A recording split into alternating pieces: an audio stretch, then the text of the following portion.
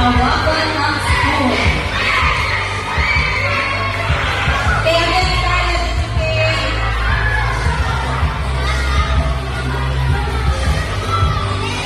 Okay. Nangunguna na ang ating grade 5, Mercury. Last player na ba? Not yet. After pa? Last two ata. Last 2 player for grade 5. Last 2 din sa grade 4. 1 na lang. Si Elisa na lang sa 5.